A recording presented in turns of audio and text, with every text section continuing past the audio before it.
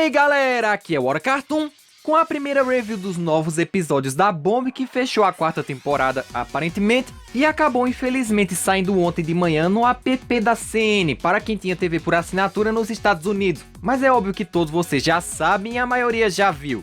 Essa vai ser a parte 1 de 2 dessa review. Para quem não sabe, eu perguntei lá no Ami no formato de como vocês queriam que eu falasse dos episódios e quase todos escolheram duas reviews. Uma com os episódios fillers ou menos relevantes e outra com os mais importantes. Por isso, hoje falaremos de Lion 4 Alternate Ending, Dogout e The Good Lars. Lion 4, que já tinha saído há bastante tempo no Canadá, começa com Steven reassistindo a fita cassete que Rose gravou para ele, com o Leão na cama no quarto junto com ele. Steven, por algum motivo, acha que haveria alguma mensagem oculta nessa fita deixada por Rose, tipo um anagrama que ele fica tentando desvendar no seu bloquinho de notas. Isso muito provavelmente é pelo que a Rose de Nuvem disse a Steven em Storm the Room. Rose não queria Steven para carregar seus pecados, erros, etc. e já o amava. Então agora ele está mais uma vez inculcado com uma coisa: descobrir qual é o seu destino mágico. Ele obviamente não consegue descobrir nada com a fita, e enquanto Steven queria o foco do leão, ele estava querendo colocar algo para fora, que para a surpresa de todos não foi um vômito mágico rosa, e sim uma chave rosa cheia de baba, cuja Steven acha que tem a ver com seu destino mágico de Gem.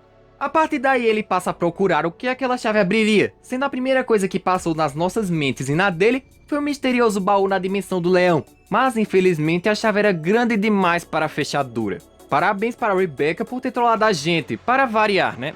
Depois ele vai com o leão para o paiol de Rose, a antiga fonte dela e até o próprio quarto, mas nenhum desses era o lugar que ele procurava ou que a chave servia.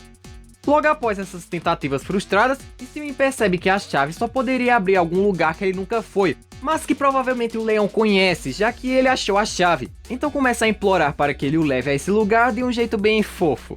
Steven e Leão viajam para aquele deserto na África, onde encontraram o vidro do deserto, o próprio leão e onde Bud Budwick achou Rose Quartz séculos atrás, passando a viajar pelo vento cortante e o sol escaldante por horas, enquanto Steven continua pensando em quem Rose foi e seu destino mágico ou propósito que ela esperava para ele.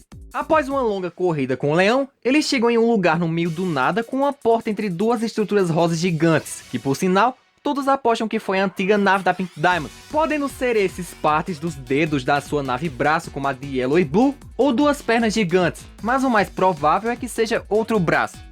Essa porta tem uma grande fechadura rosa onde Steven tenta e consegue abri-la, esperando que lá tivesse algo importante e a resposta para a sua crise existencial. Mas não passou de um lugar onde Rose deixou um monte de coisas inúteis ou aleatórias, em poucas palavras, um lixão.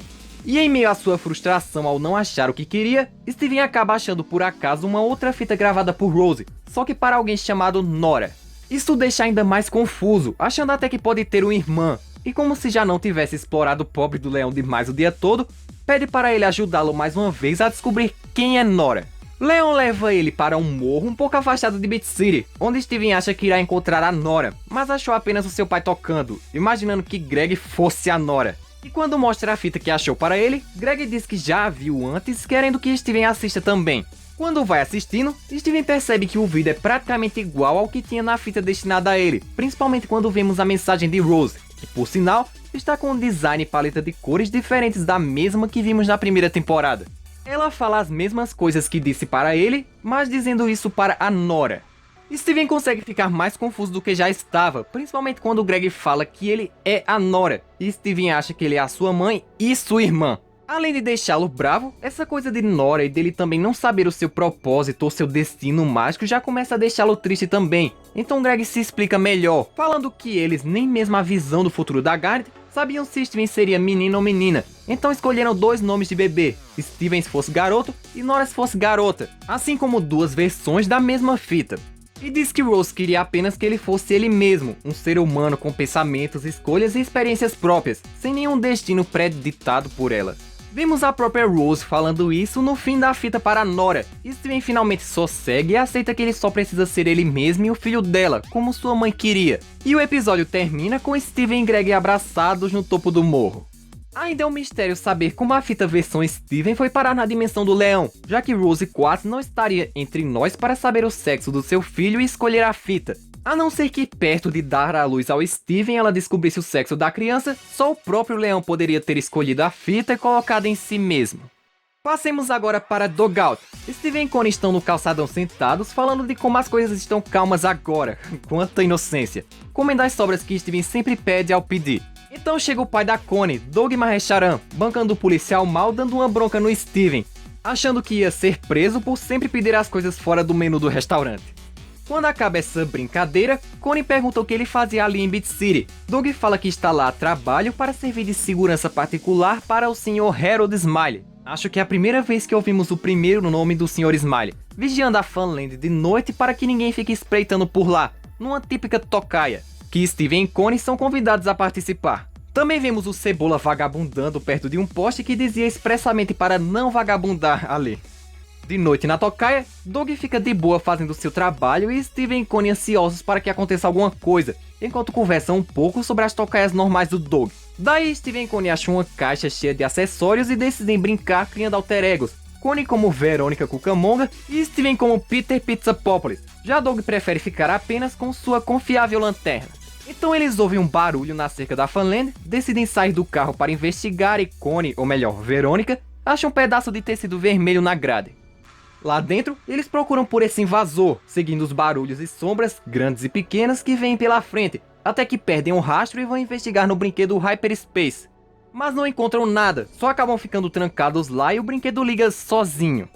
Depois de girarem mais um pouco, Steven para o brinquedo ele mesmo, já que a confiável lanterna do Doug só serviu para acertar a própria cara dele várias vezes. E Steven abre delicadamente a porta de metal com sua super força em um único chute. E nesse ponto, Steven e Connie já estão considerando a possibilidade de serem genes de Homeworld causando esse transtorno. Eles voltam a procurar o invasor na Funland, que tem sua iluminação ligada do nada. E no meio da procura, Steven e Connie veem uma sombra pequena que derruba uma grade em cima do Doug. Então Verônica e Peter perseguem esse vulto azul pelo parque e ele até usa a levitação para evitar as bolas de chiclete, até que chegam no fim da linha. Com todo esse suspense, acabou que era só o Cebola aprontando por lá e bem assustado, já que a luz deixava sua sombra maior, poderia ter usado um maçarico para quebrar a cerca e o pedaço de roupa que Verônica encontrou era dele. Isso deixou Doug um pouco chateado, já que toda essa aventura que eles tiveram não passava de uma criança pregando peças, nem se compara às aventuras que Connie tem com Steven ou o trabalho da doutora Mahecharan. Ele queria mostrar como seu trabalho é sério, mas ele só serve para ser o bobo e velho pai dela. Connie concorda com a parte dele ser bobo, mas os dois gostaram de sair com o Doug nessa tocaia e depois do que vem acontecendo na sua vida, ela só queria passar um tempo com o seu pai. Ao saírem da Funland, Doug dá uma bronquinha no Cebola por ele ter feito essa confusão e por quebrar a cerca, mesmo ele negando essa última, mas Steven e Connie convencem a deixá-lo ir só com um aviso. Eles voltam para o carro e vão embora. E o episódio acaba com as sombras de Topaz e Aquamarine atrás do Cebola para pegá-lo. É claro que Cebola sozinho não quebrou a cerca e fez todas aquelas sombras. São essas duas aí que estão agindo cautelosamente. Continuando logo após Dogout, The Good Lars começa com Steven no Big Rosquinha provando um tipo de pão de abóbora feito pelo Lars, por incrível que pareça. E assim como a Sadie, Steven adorou a comida dele, mas ele não confia ou acredita muito na palavra deles. Logo em seguida chega Buck Dewey que faz o Lars agir bem estranho, dizendo coisas como bingo bongo. Buck convida ele e consequentemente Steven e Sadie para uma potluck, que não tem tradução para o português, mas é como uma festinha onde cada um leva a sua própria comida, onde ele e os outros descolados vão fazer e querem que o Lars vá também. Mesmo sendo um encontro com os caras descolados que o Lars tanto quer fazer parte do grupo, ele não quer ir, já que ninguém sabe que ele cozinha. Mas Steven e Sadie o convencem do contrário, pois ele pode fazer a grande estreia dos seus bolos na festa e ter opiniões além deles, então ele acaba aceitando. Na casa do Lars, eles pensam em que prato deve fazer para a potluck, e decidem fazer um prato roxo de batata doce e inhame, visto no livro de receitas secreto do Lars, coisa que Sadie, Steven e ele mesmo nunca devem ter comido, então eles põem a mão na massa. Ao terminarem de fazer o ubi, Steven e Sadie provam achando ele simplesmente incrível, ao ponto de comerem o ubi inteiro. Daí Lars vai preparar outro para a festa e Sadie vai para casa. Enquanto Lars preparava o segundo ubi, mesmo sua comida sendo ótima e tudo mais, ele ainda não tem certeza se vai para a festa, porque tem vergonha de ser um ótimo cozinheiro e também tem medo do que os descolados vão pensar dele. Então Steven diz que isso não importa, se gostarem do Lars assim, ótimo, e se não, eles que perdem. Ele acha isso uma coisa bem inteligente de se dizer, e Steven diz que ficou maduro desse jeito entre o tempo em que aprendeu a invocar seu escudo e descobrir que sua mãe foi uma criminosa de guerra. Lá na casa do creme azedo, Steven leva a sua comida, que por sinal, foi a mesma que ele e o Leão fizeram no curta Cook with Lion, e como foi o primeiro a chegar, espera ansiosamente a chegada do Lars e o seu prato incrível.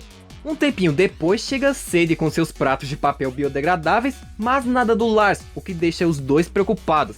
Então Steven deixa Sadie lá se enturmando com os descolados e vai procurar o Lars. Rodando por Beat City inteira e perguntando a várias pessoas, Steven não tem nenhuma notícia do Lars, ele até dá um mega salto para gritar para a cidade toda. Só depois disso tudo que ele lembra de ligar e deixar uma mensagem no celular enquanto voltava para a festa, mas vê o Ubi na lixeira da frente e percebe que Lars não quis vir mesmo. Depois disso, Steven entra e fica surpreso em ver a Sadie cantando e tocando com Buck, Creme Azedo e Jenny mesmo com a sua timidez, então eles terminam a festa juntos sem o Lars. Ao saírem de lá, Steven e Sadie conversam sobre essa escolha do Lars em não vir para uma festa dos caras que ele admira tanto. Até a própria Sadie ficou surpresa por ter participado de uma festa deles e admite que são bem descolados. O episódio acaba com Steven e Sadie se despedindo no meio da rua e as sombras de Topaz e Aquamarine mais uma vez ali para raptar alguém. É óbvio que além da Sadie, elas também pegaram o Lars, mas ainda não temos certeza se ele realmente queria participar da festa ou não teve coragem de mostrar o seu dom para os outros, jogando o Ubi no lixo e saindo de lá antes de ser pego. Até que esses 3 episódios, por mais que sejam menos relevantes que os próximos 2, foram ótimos para nós que esperávamos grandes fillers, por isso eu dou uma nota 9 para Lion 4, 9 para Dogout também, e 8,5 para The Good Lars, todos acima da média. Então é isso galera, espero que tenham gostado dessa review tripla dessa 6ª/7ª Steven Bomb, e nós continuaremos amanhã com as reviews de Are You My Dad e I My Mom, os episódios mais bombásticos da Bomb. Deixe o seu like se você gostou das reviews, se inscreve no canal caso ainda não seja inscrito, comente o que vocês acharam e até o próximo vídeo.